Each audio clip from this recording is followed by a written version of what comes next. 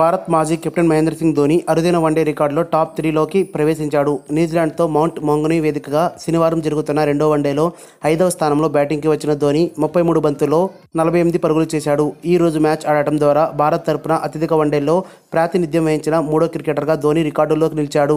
2004 December 23న బంగ్లాదేశ్తో జరిగిన మ్యాచ్తో one day ఫార్మాట్లోకి అరంగేట్రం చేసిన ధోని ఇప్పటి వరకు భారత్ తరపున 334 వన్డేల్లో ఆడాడు.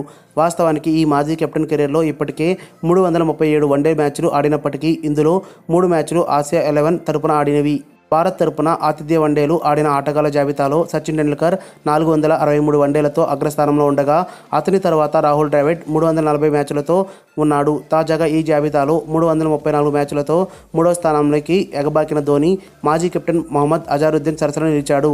2014లో టెస్టులకి రిటైర్మెంట్ ప్రకటించిన ధోని అప్పటి నుండి కేవలం వన్డే, టీ20లో మాత్రమే ఆడుతున్నాడు. అయితే ఈ ఏడాది మే నెలలో ప్రపంచ కప్ ముగిసిన తర్వాత అతను రిటైర్మెంట్ ప్రకటించే అవకాశాలున్నట్లు వార్తలు వస్తున్నాయి.